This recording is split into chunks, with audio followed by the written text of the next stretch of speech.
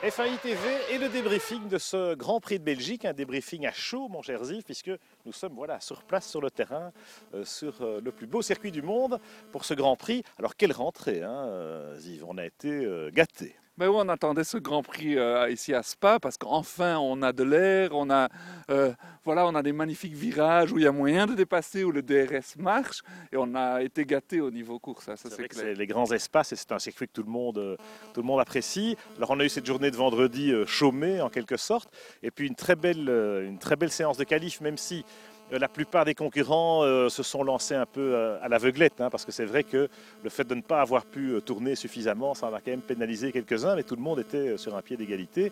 In the winner is Jenson Button. Jenson Button est déjà magnifique pole avec une belle avance sur le second qui était Kobayashi, donc voilà, vraiment on n'a pas l'habitude.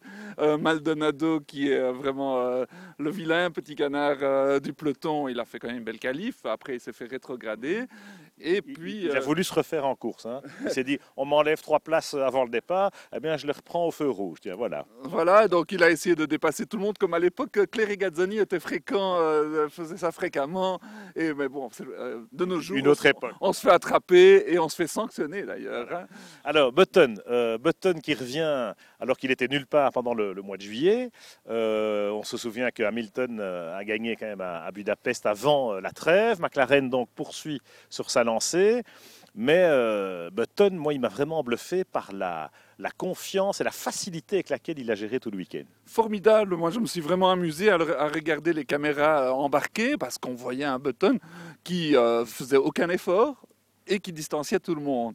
Et c'était magnifique à voir, d'autant plus que les quelques derniers Grands Prix, il était vraiment à la peine. Et là, apparemment, il a trouvé les bons réglages. Hamilton s'est fourvoyé dans ses réglages, on m'a dit chez McLaren, mais Button, vraiment magnifique. Oui, sauf que chez McLaren, on dit peut-être ça, mais Hamilton, il dit pas la même chose. Il dit qu'il n'avait pas le même aileron que Jenson. On sentait quand même, il y a eu un Twitter un peu chaud, il a corrigé le tir après, mais on sent qu'il y a de la tension entre McLaren et Hamilton. On sait qu'il y a aussi des négos évidemment en cours.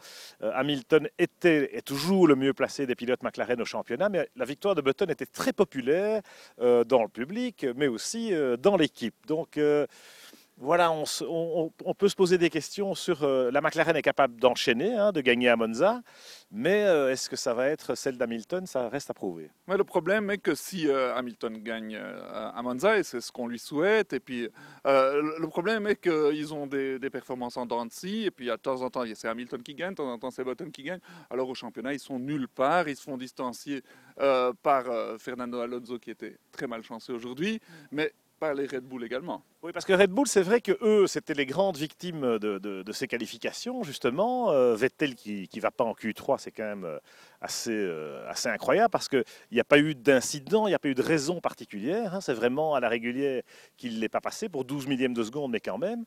Et puis en course, en revanche, là, on retrouve le grand Vettel, le champion du monde, le combattant, qui a vraiment livré des passes d'armes absolument magnifiques. Oui, hier, il était vraiment perplexe quant à son manque de performance. Et aujourd'hui, il a roulé vraiment comme le double champion du monde qu'on connaît. Magnifique, il nous a fait des dépassements à l'extérieur. Moi, je peux te dire, j'ai roulé à Francorchamps pour passer là à l'extérieur. C'est pas évident. Et donc, magnifique. Il était formidable. Et sa passe d'armes avec Michael Schumacher aussi va rentrer dans les annales. Il y en a une autre, c'est celle de Kimi Raikkonen, le dépassement de Raikkonen sur Michael au pied de l'eau rouge.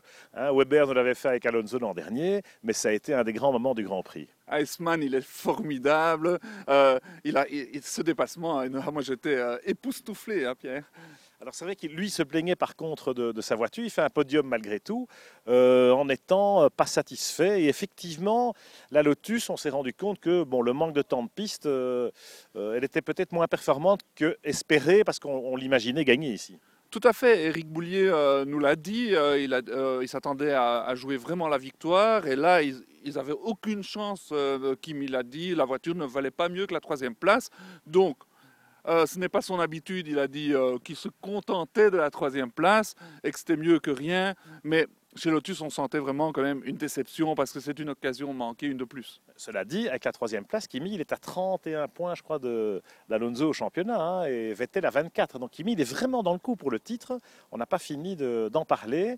On verra comment les Lotus se comportent dans les prochains Grands Prix, mais la constance est la clé. Et si Kimi il fait 3 podiums sur les 4 derniers Grands Prix, je crois que ça c'est vraiment la clé pour rester dans le coup du championnat. Le championnat il est relancé aussi parce que Alonso a pas de chance. On reviendra évidemment sur l'accrochage, le carambolage, la collision, le terrible accident du départ du Grand Prix et ses conséquences. Mais pour le championnat, eh bien c'est un 0 point pour Alonso et c'est la première fois de la saison. C'est même la première fois, je crois, en 23 courses.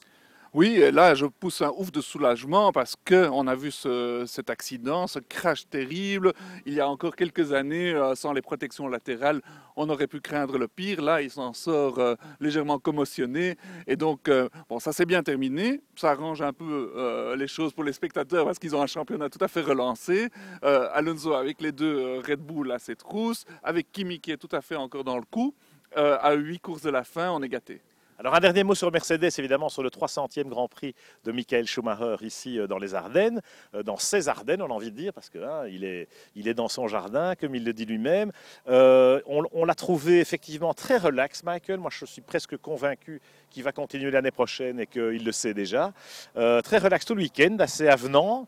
Et puis en piste, lui aussi, très combatif, rejetant complètement dans l'ombre son équipier Nico Rosberg.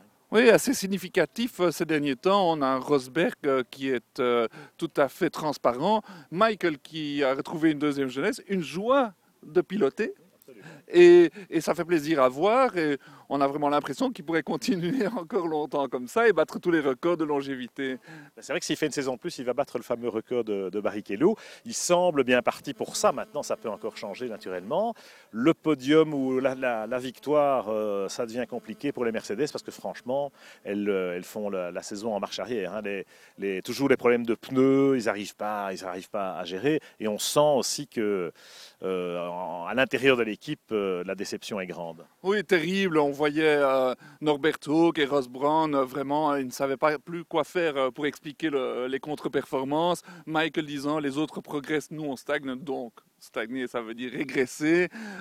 Michael a l'air de prendre ça cool en se disant, ok, l'année prochaine sera meilleure. Hein. Bon, on peut continuer comme ça très longtemps, mais j'imagine que chez Mercedes, il y a quand même pas mal de gens dans le directoire qui doivent s'impatienter. Hein. Et quand on voit la McLaren Mercedes dominer comme elle l'a fait, et les Force India loin devant les flèches d'argent, ouais, ça commence à bien faire. Alors les Force India, les Sauber, franchement, elles sont passées à côté d'un terrible Grand Prix aussi.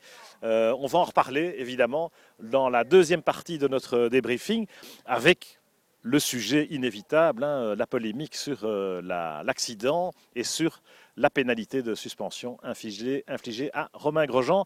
Ce sera pour demain, les amis.